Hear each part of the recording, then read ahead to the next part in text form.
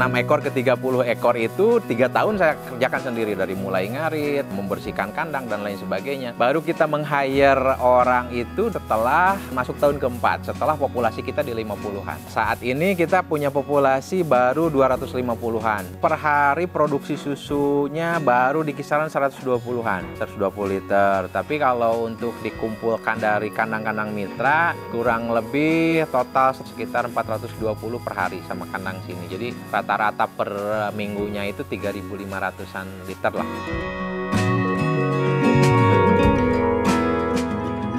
Kalau dihasilkan dari kambing saat ini ya mungkin saya ada beberapa armada, terus kita ada sekarang mulai sedang membangun pabrik pengolahan susu untuk nanti hilirisasi produk, ya itu dihasilkan dari kambing ini. Jadi saya masih menyimpan hasil-hasil ini untuk aset lagi, untuk masih mengembangkan aset gitu.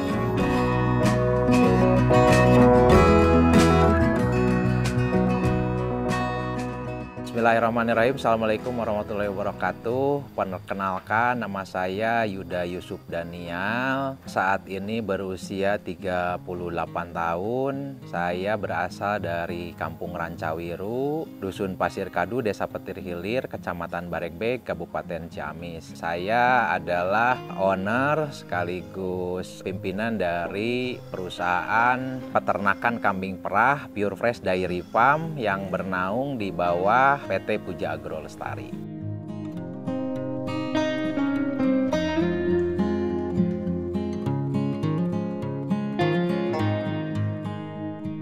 Kambing itu kan usia 1 tahun baru kawin, terus dia bunting selama 5 bulan. Nah setelah bunting melahirkan, setelah melahirkan baru dia bisa diperah. Jadi otomatis kurang lebih 17 bulan dari mulai dia lahir sampai bisa menghasilkan susu gitu. Itu kurang lebih kalau kita perawatannya baik bisa sampai 7-8 tahun. Tapi ada siklusnya gitu. Setelah lahir 5 bulan dia diperah, kita kawinkan, bunting lagi. Nah selama 3 bulan kebuntingan masih diperah, terus ada jeda nanti 2 bulan istirahat, dia masuk ring kandang. 2 bulan istirahat nggak diperah, lahiran, perah lagi. Jadi satu siklus periode 1 tahun itu kambing itu hanya istirahat 2 bulan, nggak diperahnya kan gitu. Makanya kita dari semua populasi ini supaya ada kontinuitas untuk keberlanjutan, ya kita nggak serentak kita kawinkan semua. Total populasi kambing ini nanti dibagi 9. Kita rata-rata ini mengawinkan kambing ini 15 ekor per bulan. Jadi tiap bulannya ada 15 ekor kambing yang dikawinkan dan setiap bulan ada 15 ekor kambing yang melahirkan. Jadi nanti nggak putus, anakan kambing ada terus, susu kambingnya ada terus. Jadi ada yang bergantian, ada yang berhenti, ada yang jalan gitu. Ya kita harus bener-bener ngatur siklus, jadwal kawin, jadwal lahir, jadwalnya, siklus reproduksinya kita catat semua gitu kan. Makanya nanti ada tabel untuk evaluasinya kan gitu. Nah, memang dari awal sih masih nggak beraturan. Nah itu kan nanti beratnya ketika kemudian di musim-musim tertentu kita ada kelangkaan pakan, misalnya di musim kemarau panjang. Nah itu kan kita harus mengatur populasi supaya nggak terlalu banyak. Di musim-musim ini disetting pas hujan itu pas musim lahiran. Makanya kita harus tahu kalender musimnya juga kan gitu. Jadi nanti untuk menyesuaikan pola makan, pola kelahiran, pola perawatan. Terus di musim-musim hujan di bulan-bulan Februari Maret misalnya yang curah hujannya tinggi, itu musim penyakit banyak, misalnya kelembaban tinggi. Nah kita juga harus atur bulan-bulan itu usia kambing sudah harus di atas 1 bulan. Jadi tingkat kritisnya udah lewat. Nah macam-macam gitulah.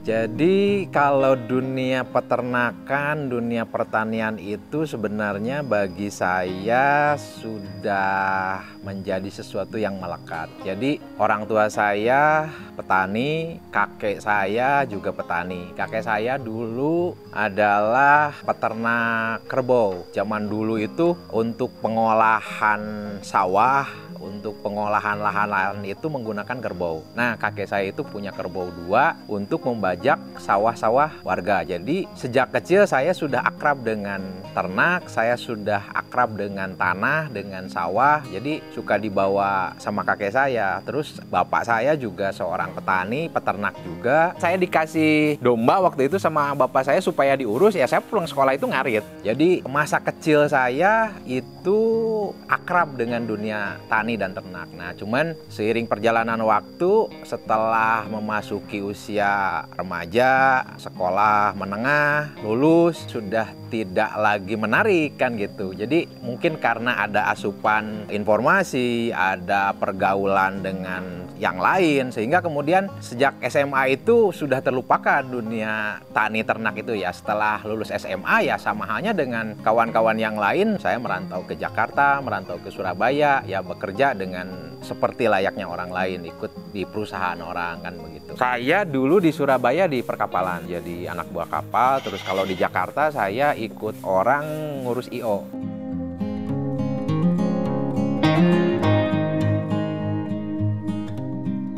Setelah dari 2004 sampai 2014, 10 tahun malang melintang di dunia luar, saya pulang ke kampung ini dan dilalahnya 2014 itu orang tua saya sakit, balik ke kampung meninggalkan pekerjaan, cuman keliling-keliling kampung, lihat-lihat apa yang dikerjakan orang tua. Nah, beberapa bulan setelah pulang itu ada kekosongan jabatan di desa. Waktu itu saya dipanggil oleh kepala desa untuk membantu, saya diizinkan oleh orang tua saya ikut membantu, ya saya masuk jadi perangkat desa waktu itu. Dari 2014 sampai 2017 saya berkiprah di desa. Saya mengabdikan diri di desa. Tapi 2014 akhir itu orang tua saya keduanya meninggal. Jadi 1 tahun berturut di Februari dan di bulan September.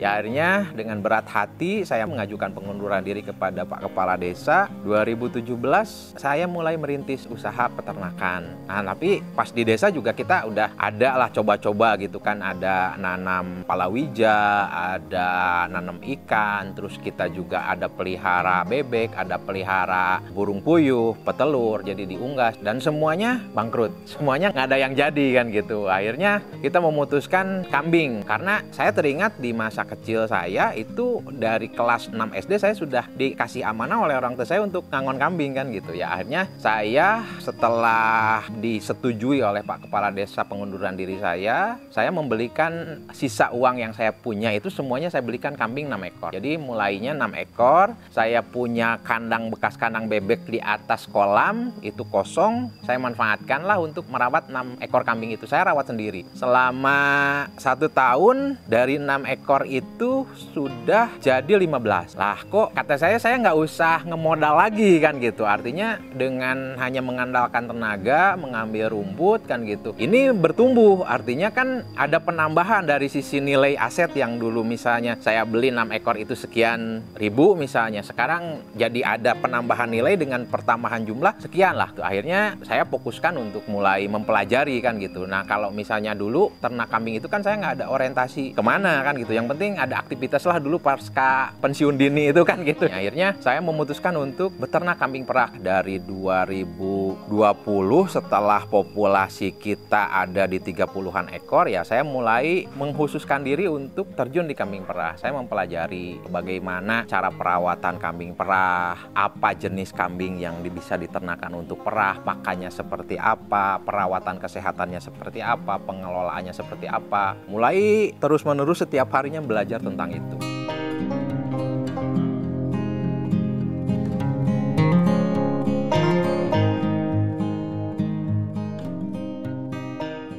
Dan akhirnya di 2021 itu ketemu pola caranya beternak kambing perah itu seperti ini kan gitu ya. Akhirnya saya memberanikan diri untuk mengembangkan usaha ini lebih luas lagi kan gitu. Akhirnya dibangunlah kandang ini, ada penambahan populasi sekitar 30 induk ditambah dengan yang awal kita ada 30 jadi 60. Nah dari 60 itu yang kita siapkan dari awal, dari rintisan, kita gabung menjadi satu dan kita kelola. Kita mulai belajar juga melatih pekerja untuk membantu kita di kandang, dan akhirnya terbangunlah satu farm ini. Dan kita terus pelajari yang tadinya kita hanya sekedar ya hobi kan gitu, jadi serius ya. Akhirnya banyak belajar kan gitu. Kita belajar kesehatan ternak, bagaimana kemudian kita juga belajar nutrisi ternak, bagaimana kita juga belajar tentang biosecurity, bagaimana kemudian SOP penanganan kambing baru datang, ada ruang karantina karantina, terus ada pembersihan parasit dan lain sebagainya. Sehingga kemudian itu menjadi dari satu keilmuan ke keilmuan yang lain saling berhubungan. Dari tata kelola peternakannya, dari segi kesehatan ternaknya kan itu medikalnya kan gitu. Ada tata kelola ternak dari kesarjana peternakan. Terus dari formula pakan yang kita berikan kan harus pas juga. Artinya jadi nutrisionis juga. Kita jadi belajar nutrisi kan gitu. Jadi kalau kambing cempe yang baru lepas nyusu itu kebutuhan proteinnya berapa? Kita harus tahu. Kita harus kalibrasi. Ini pakan khusus untuk cempe lepas sapi. Ini kambing yang usianya masuk remaja untuk pertumbuhan badan, persiapan masa kawin. Ini dibutuhkan diet seperti ini. Ini beda lagi. Ini ada kambing bunting. Kambing bunting makannya beda lagi kebutuhannya. Kambing lahiran menyusui sedang diperah itu beda lagi. Setelah diperah dikawinkan masuk masa kering beda lagi kebutuhannya. Nah, akhirnya kan kita berusaha untuk mengorganisasikan kan gitu, mengkonsolidasikan semua masalah ini. Makanya kita buat pembagian-pembagian klaster di kandang ini sehingga nanti memudahkan instruksi dari kebijakan ini ke pekerja.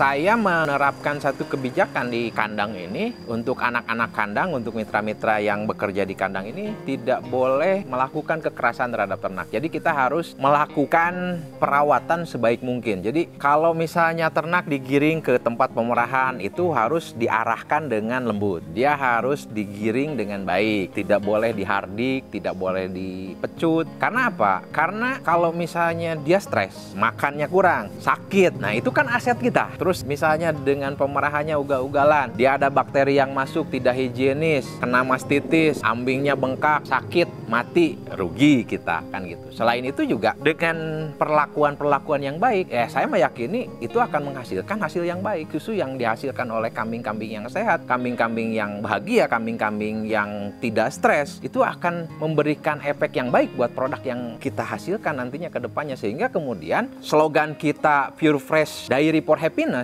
Pure Fresh adalah peternakan kambing perah yang menyediakan kebahagiaan. Ini dari hulu ke hilirnya kita atur dengan kebahagiaan sehingga proses-proses kebahagiaan ini bisa menyebar dan beresonansi menjadi kebahagiaan yang kolektif gitu loh. Jadi saya tidak hanya berjualan kambing kan gitu, berjualan susu, tapi bagaimana kemudian saya menjual nilai farm kami ini adalah farm yang menyediakan kebahagiaan. Kebahagiaan untuk ternak, ternak memberikan kebahagiaan kepada kami, kami menyediakan kebahagiaan kepada konsumen lewat produk kami. Jadi alur kebahagiaan dan semua kebahagiaan ini akan menjadi satu efek yang bola salju nantinya menyebar kebahagiaan-kebahagiaan yang lain. Memang di awal-awal itu ya berat, tidak selalu mulus. Bahkan di awal-awal ya pendamping saya, istri saya itu ya ibarat kata saya punya 100.000 nih. Ya ini fakta loh, kejadian gitu loh. Dan di rumah itu istri udah nggak punya beras. Tapi saya di kandang sudah tidak ada konsentrat untuk pangan menguat. Saya lebih mendahulukan uang 100.000 saya belikan konsentrat. Ya istri saya cemburu. Sampai saya dimarah-marahin gitu kan. Segalanya untuk kambing, semuanya untuk kambing kan gitu.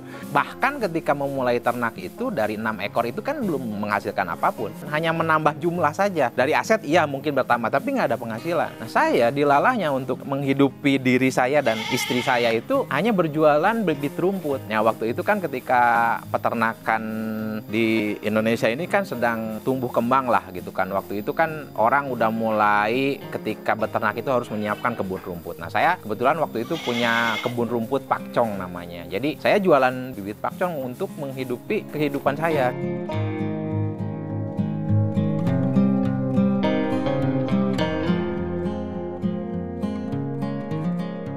Dari 6 ekor ke 30 ekor itu 3 tahun saya kerjakan sendiri. Dari mulai ngarit, membersihkan kandang, dan lain sebagainya. Baru kita meng-hire orang itu setelah masuk tahun keempat. Setelah populasi kita di 50-an. Saat ini kita punya populasi baru 250-an. Kita dengan 10 tenaga. Ya 10 itu 7 di kandang, 3-nya di manajemen gitu. Jadi kita udah mulai belajar pemisahan, juga kita udah mulai belajar bagaimana usaha ini di-manage kan gitu. Meskipun peternakan kan gitu, ketika kita bicara ternak kan orang masih image-nya sesuatu yang ya terbelakang, kotor dan lain sebagainya. Kita ingin membuat nilai tambah, menjadikan peternakan ini punya value, makanya kita kelola dengan sedemikian rupa, kita pelajari banyak hal, kita atur sedemikian rupa, ada hierarki manajemennya kan gitu. Sehingga kemudian kita berharap ini menjadi sesuatu yang berarti di kemudian hari kan begitu. Ya ini embrionya yang sedang kita bangun hari ini gitu.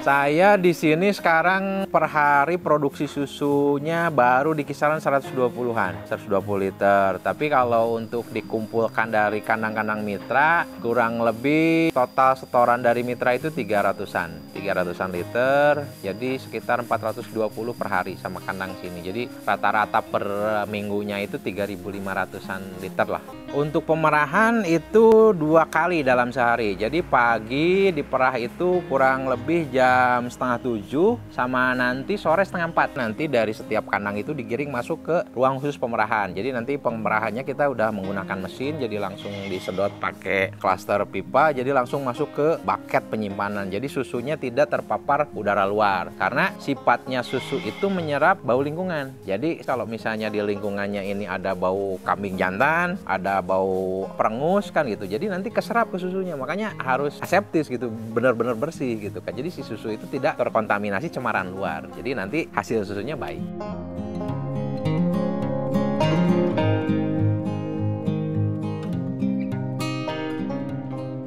Jadi pertumbuhan kami selama 6 tahun ini gradual, artinya sesuai usia perkembangan kan gitu. Jadi seiring perkembangan dan pertumbuhan itu segalanya ikut tumbuh kan gitu. Artinya ketika populasi ternak kita tumbuh, kebutuhan pakannya tumbuh, kebutuhan ruang untuk kandangnya tumbuh, kebutuhan ilmu untuk mengelolanya juga tumbuh, kebutuhan market dan hasil ternaknya juga tumbuh. Artinya kan ketika salah satu tumbuh tapi di satu sisi yang lainnya tidak tumbuh, maka akan terjadi kepincangan. Nah, makanya saya berusaha untuk mengatur pertumbuhan ini sedemikian rupa supaya bisa berjalan berkelindan bersamaan gitu loh. Jadi tumbuh bersama. Saya pernah dengar satu quote lah ya gitu. Jadi kalau misalnya kita ingin cepat sampai, jalanlah sendiri. Tapi kalau kita ingin jalan jauh dan lama, ya kita harus jalan berbarengan. Ya kan kalau jalan berbarengan otomatis kan kalau ada yang tertinggal ditungguin dulu kan gitu. Jadi no left behind kan gitu, tidak ada yang tertinggal di belakang kan gitu.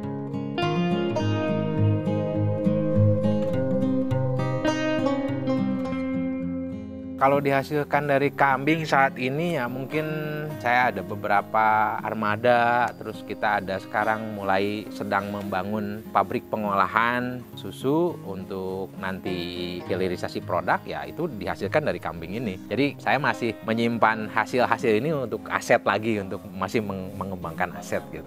Kita juga sekarang ada beberapa sewaan lahan untuk kita tanami pakan.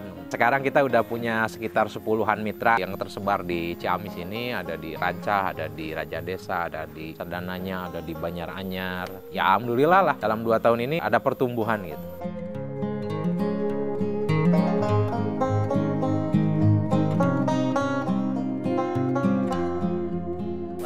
Modal awal saya untuk 6 ekor kambing kurang lebih sekitar 12 jutaan lah. Sisa tabungan saya dari desa itu. Saya tanam semua di sana. Kalau harga sekarang, karena dulu kan kita pakainya kambing lokal untuk proses belajar. Kalau sekarang kan rata-rata kambing kita udah kambing sapera lah ya. Paling enggak untuk siap kawin itu harganya di 6 jutaan. Udah standar perah. Kalau untuk jantannya yang spek pure breed Sanennya misalnya untuk mencetak perahnya itu ya udah di atas 20-25an gitu. Alhamdulillah tumbuh juga seiring karena kita ternaknya udah banyak ya, jadi kadang kita membeli ternak dengan ternaknya juga gitu kan. Jadi kita menjual yang ini untuk beli yang ini kan gitu. Jadi sekarang udah perputaran dari aset ke aset gitu. Ya lumayan lah, kalau misalnya indukan totalan ya 150 150-an ekor induk, ya rataan di 6.000 lah kan, ada sekitar 600 sampai 700-an lah untuk aset induk kan gitu. Karena kalau di ternak ini kan kita ya namanya makhluk hidup, ya boleh jadi hari ini kita ada 100 ekor, ya mati 50 udah. Itu kayak kemarin PMK kan dalam 1 tahun kemarin itu ada 120-an kambing yang mati. Lumayan ya, lebih dari 250-an lah kalau di total di sisi materi kan gitu. Tapi ya karena kita udah mengalami situasi yang lebih berat gitu kan, jadi ya mengalami ini ya udah lebih enjoy lah kan gitu ya, udah bagian dari sesuatu yang harus kita hadapi gitu loh. Resiko bisnis dan resiko usaha di peternakan yang ngurus makhluk hidup ya begitu. Bagi kami ya berat sekali, tapi ada salah satu yang menguatkan kami. Dalam ajaran Islam itu disebutkan, ada dalam salah satu hadis bahwa bertani dan beternak itu setengahnya itu tawakal gitu kan. Jadi ada nilai-nilai spiritual yang memang harus kita benar-benar tanamkan kuat. Jadi kita harus bersabar dan harus menghadapi itu sebagai kenyataan yang harus dihadapi kan gitu.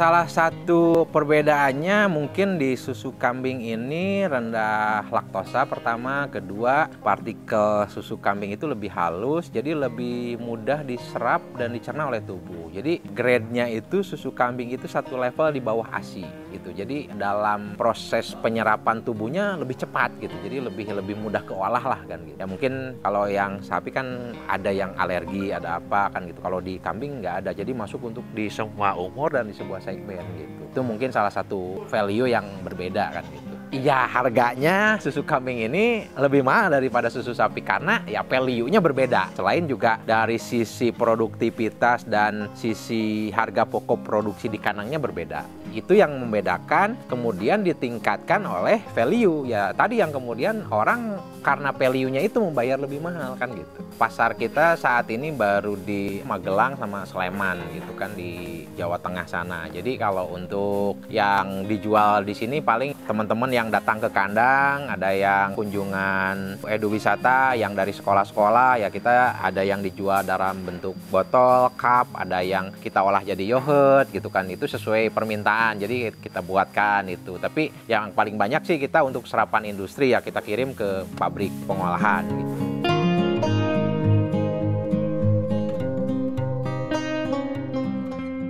Kalau prinsip saya sih sebenarnya sederhana ya. Jadi setiap apa yang kita lakukan bisa bermanfaat. Ya artinya kan memberikan nilai tambah, memberikan value. Jadi keberadaan kita, kehadiran kita itu bisa dirasakan manfaatnya. Ya minimal oleh keluarga dan lingkungan kan gitu. Jadi kehadiran Pure Fresh ini ya buat masyarakat Ciamis itu harus bernilai kan gitu. Ya prinsipnya bermanfaat kan gitu. Ya salah satunya hari ini mungkin dalam skup kecil ada 30 keluarga yang hari ini bersama-sama kami saling bersentuhan manfaat kan gitu. Ya ada petani jagung, ada pekerja. Paling tidak prinsip dasarnya bagaimana kebermanfaatan itu bisa terus melanjutkan gitu.